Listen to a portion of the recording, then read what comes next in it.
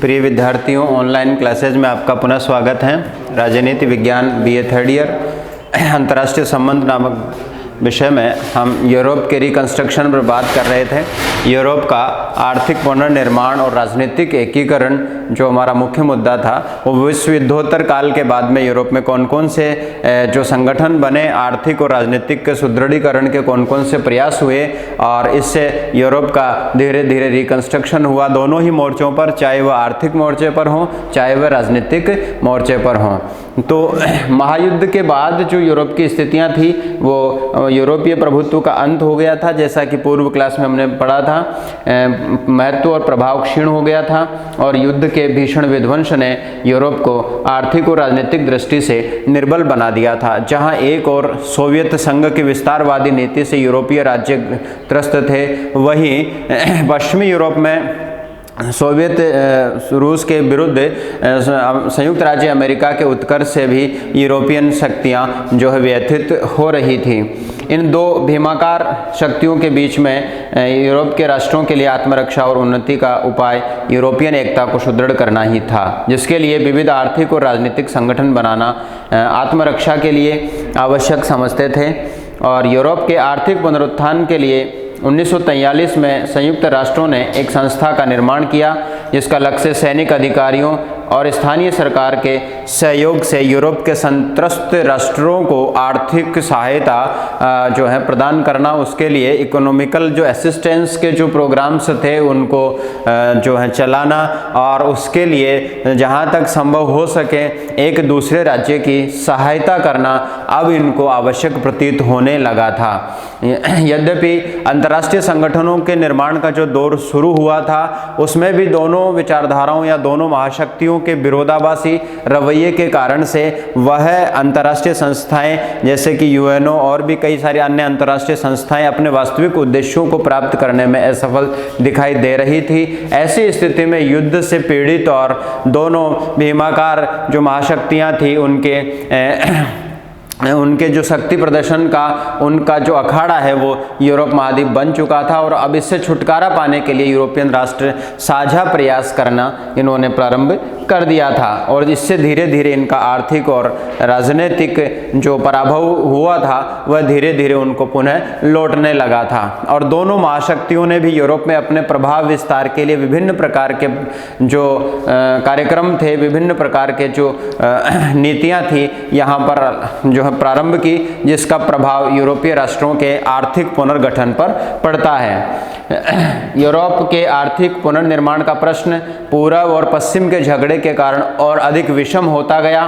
पूरी यूरोप में सोवियत रूस का प्रभाव निरंतर बढ़ रहा था, तो ऐसी स्थिति में पश्चिमी राष्ट्र विशेषकर अमेरिका और ब्रिटेन को भय था कि सोवियत संघ अपनी सेनाओं और कूटनीति द्वारा पुनः यूरोप के शेष हिस्से पर अपना अधिकार या अपना विचारधारा का प्रभाव स्थापित करने में कामयाब हो सकता है, जिससे वह साम्यवाद का प्रसार भी कर सकता है या वहां पर भी साम्यवादी सरकारों की स्थापना करवा सकता है, जैसा कि उसने भूमध्य सागरीय यूरोप के देशों में किया। अमेरिका की दृष्टि में फ्रांस और इटली की स्थिति डामाडोल थी और पश्चिमी यूरोप को आर्थिक और राजनीतिक दृष्टि से संगठित किया जाना आवश्यक था, जिसके लिए चर्चिल ने यूरोप की एकता का आंदोलन चलाया और यूरोप में कुछ लोग उसका समर्थन साम्यवाद के विरोधी होने की दृष्टि से करते थे और जिससे कुछ विश्व संघ की दिशा में प्रयत्न बताते थे। इन विचारों और आंदोलनों के परिणाम स्वरूप यूरोप में आर्थिक और राजनीतिक एकीकरण के कुछ प्रमुख संगठन बने, कुछ प्रमुख सिद्धांत प्रचलित हुए। यद्यपि ये सिद्धांत और संगठन जब भी चले या जब इनको प्रमोट किया गया तो उसमें पश्चिमी शक्तियों का बड़ा योगदान रहा और उसके लिए यद्यपि वो निरपेक्ष रूप से यूरोप की आर्थिक सहायता नहीं करना चाहते थे पश्चिमी संगठन, पश्चिमी राष्ट्र, लेकिन साम्यवाद के बढ़ते प्रभाव को रोकने की प्रतिक्रिया के स्वरूप वहां पर वह आर्थिक सहायता यूरोपियन राष्ट्रों की कर रहे थे। इसी प्रकार के संगठनों और इसी प्रकार की नीतियों में एक बहुत ही महत्वपूर्ण सिद्धांत आता है और वो कहलाता है ट्रूमैन सिद्धांत। ट्रूमैन सिद्धांत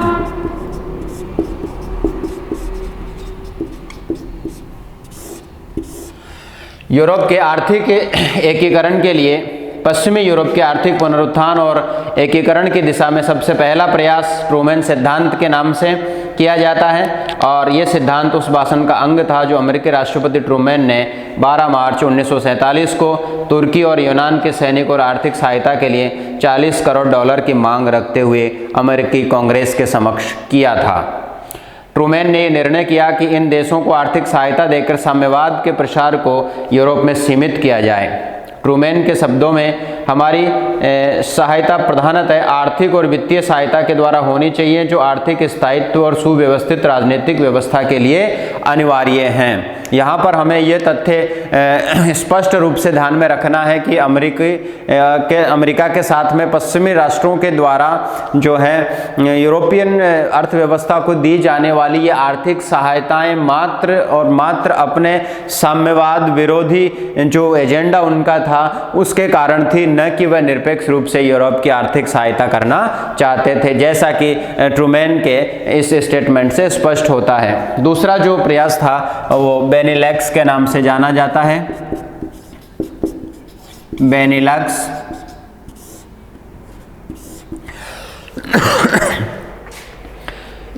बेनिलक्स संघ बेल्जियम, नीदरलैंड और लक्जमबर्ग के बीच सितंबर 1944 में हुए समझौते का परिणाम था। मार्च 1947 में इसमें कुछ महत्वपूर्ण संशोधन किए गए। जनवरी 1948 को लागू किया गया, जिसके अंतर्गत सदस्य राष्ट्रों के बीच चुंगी व्यवस्था को पूरी तरह समाप्त कर दिया और आयात पर एक समान टैरिफ कार्यक्रम की स्थापना की गई। समझौते के अंतिम लक्ष्य एक पूर्ण आर्थिक संघ का निर्माण बताया गया। पूर्ण आर्थिक संघ, एक कंप्लीट इकोनॉमिक जो फोरम था, जो यूनियन था, उसको बनाने की दिशा में बेनिलक्स जो है समझौता महत्वपूर्ण था। मुख्यतः 3 राष्ट्रों के बीच, 3 यूरोपियन राष्ट्रों के बीच ये समझौता हुआ। और जैसा कि समझौते के प्रावधानों से स्पष्ट है कि एक समान टैरिफ की व्यवस्था करना और चुंगी कर को पूर्णतया सदस्य राष्ट्रों के बीच समाप्त कर देना, इस समझौते की जो मूल भावना है उसको स्पष्ट करता है कि वह सदस्य राष्ट्रों के बीच एक सुगम व्यापार व्यवस्था स्थापित करना चाहता है। तीसरा जो प्रयास या तीसरा जो संगठन या जो तीसरी नीति थी वह मार्शल योजना के रूप में सामने आती है। ये भी जो है नाम से ही आधारित है, नाम पर आधारित है। मार्शल योजना युद्ध के कारण यूरोप की जो अर्थव्यवस्था छिन्न भिन्न हो गई थी और चारों तरफ असंतोष, दरिद्रता और आर्थिक संकट का साम्राज्य छाया हुआ था। जैसा कि हम पूर्व में भी जिक्र कर चुके हैं कि महायुद्ध में जितना बड़ा नुकसान यूरोपियन महाद्वीप का हुआ, विश्व के किसी भी महाद्वीप या किसी भी राष्ट्र में नहीं हुआ, एशिया में जापान को छोड़ करके। यूरोप का जो शक्ति केंद्र, अंतर्राष्ट्रीय राजनीति का जो पावर सेंटर था, या यूँ कहें कि यूरोपियन जो एज था, उसका जो प्रभुत्व था वह पूर्ण रूप से समाप्त हो गया था। सैनिक दृष्टिकोण से, नागरिकों के दृष्टिकोण से, आर्थिक दृष्टिकोण से पूर्णतः जो है यूरोप का पराभव। पूर्व क्लास में हमने चर्चा किया था कि करीब 1 करोड़ सैनिक और 2 करोड़ सिविलियंस मारे गए थे। करीब 30 से 40 करोड़ डॉलर जो है वो उतनी संपत्ति का जो नष्ट हो चुकी थी। इसका पूर्णतः सटीक आकलन किया जाना भी संभव नहीं था। तो ये जो आंकड़े हैं एक भयावह तस्वीर इस पर जो है स्पष्ट करने के लिए पर्याप्त माने जा सकते हैं। यूरोप में चारों तरफ असंतोष का और जो है दुर्बलता का या वैचारिक मनोमालिन्य का, आर्थिक संकट का माहौल उस समय बना हुआ था। अब ऐसी स्थिति में जो पश्चिमी राष्ट्र और सोवियत संघ की जो साम्यवाद विचार की जो नीति और पूंजीवाद के प्रसार की जो नीतियां थी, उसके प्रतिक्रिया के रूप में अब यूरोप में आर्थिक संगठन बनने लगे थे। युद्ध के कारण ऐसी हालात में यूरोप में साम्यवादी व्यवस्था फेल हो जाने की संभावना बहुत बढ़ गई थी। अमेरिका के सामने समस्या ये थी कि युद्ध से ध्वस्त यूरोप का पुनर्निर्माण करके उसे साम्यवाद से कैसे बचाया जाए। अमेरिकी विदेश सचिव जॉर्ज मार्शल इस स्थिति को भली भांति समझ रहा था। अप्रैल 1947 में जब वह यूरोप से लौटकर वाशिंगटन पहुंचा तो उसने इस बात पर बल दिया कि यदि इस समय तुरंत यूरोप के आर्थिक पुनरुद्धार का यत्न नहीं किया गया तो वह पूर्ण यूरोप साम्यवादी हो जाएगा। 5 जून 1947 को हार्वर्ड विश्वविद्यालय में अपने सुप्रसिद्ध भाषण में उसने यूरोप के आर्थिक पुनर्निर्माण के कार्यक्रम को सर्वप्रथम प्रस्तुत किया और इसी आधार पर भूखमरी, गरीबी, निराशा और अव्यवस्था का सामना करने के लिए मार्शल योजना का निर्माण हुआ, जिसके अंतर्गत संयुक्त राज्य अमेरिका ने 4 वर्ष की अवधि के लिए 1948 से 1952 तक के लिए पश्चिमी यूरोप के 16 देशों में लगभग $11 मिलियन की सहायता दी, जिससे यूरोप साम्यवाद की चपेट में आने से बच गया। और जिन करीब 13 देशों में साम्यवाद का प्रसार हो चुका था, उस वहीं पर वह विस्तार रुक गया और आर्थिक सहायता देकर के संयुक्त राज्य अमेरिका ने संपूर्ण यूरोप में साम्यवाद के प्रसार को एक तरीके से डिटेन कर दिया था, बैन कर दिया था। लेकिन यूरोप पर संयुक्त राज्य अमेरिका का प्रभाव अवश्य ही कायम हो गया था इस आर्थिक सहायता के माध्यम से, इस आर्थिक सहायता कार्यक्रम के माध्यम से, या यूं कहें कि मार्शल योजना के माध्यम से। तीसरा जो चौथा जो संगठन था यूरोपीय आर्थिक सहयोग संगठन,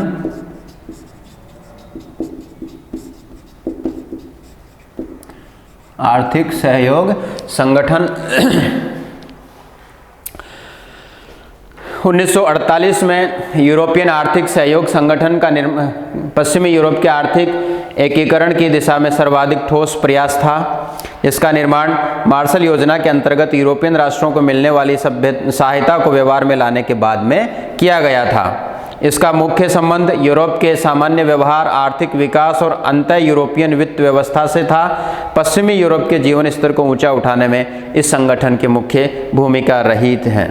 ट्रिस्टे तथा जनरल फेडरल रिपब्लिक सहित 18 यूरोपियन राज्य इसके से सदस्य हैं, जिसका प्रधान कार्यालय पेरिस में है। 18 राज्य इसके सदस्य रहे और प्रधान जो इसका मुख्य कार्यालय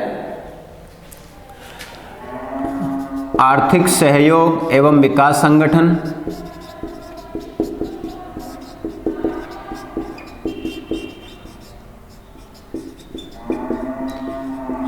आर्थिक सहयोग एवं विकास संगठन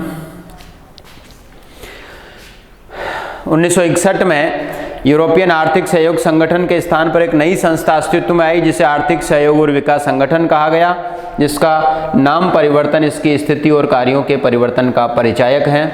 जब अमेरिका और कनाडा इसके पूर्व सदस्य मान लिए गए, जिससे ये विशुद्ध यूरोपियन संगठन नहीं रहा, जिसके 30 सदस्य देश ऑस्ट्रिया से लगा करके संयुक्त राज्य अमेरिका तक हैं और फिनलैंड तथा जापान इसके विशेष कार्यों में भाग लेते हैं। इस संगठन का प्रमुख उद्देश्य सदस्य देशों को उच्चतम आर्थिक विकास तथा रोजगार की व्यवस्था करना, जीवन स्तर के यापन स्तर को उन्नत करना, आर्थिक स्थिरता को बनाए रखना, विश्व आर्थिक विकास में सहयोग, सदस्य देश और अन्य देशों में स्वस्थ आर्थिक विकास और विस्तार में योग देना, विश्व व्यापार के ऐसे विस्तार में योग देना जो बहुपक्षीय हों तथा अंतर्राष्ट्रीय दायित्वों के अनुसार हों तथा कोई भेदभाव न करने वाला हो। इन उद्देश्यों की पूर्ति के लिए आर्थिक नीति समिति, विकास सहायता समिति तथा व्यापार समिति का निर्माण किया गया। दिसंबर 1961 में इसकी पहली परिषद में ये लक्ष्य निर्धारित किया गया कि इसके 20 सदस्य देशों में वास्तविक कुल राष्ट्रीय उत्पादन में 1960 से 70 के 10 वर्षों में 50% की वृद्धि की जाए और इस प्रकार ये आर्थिक लक्ष्य प्राप्त करके यूरोप को आगे बढ़ाने का प्रयास किया गया। और कुछ इसमें जो सिद्धांत और संधियां हैं उनका जिक्र हम नेक्स्ट क्लास में करेंगे।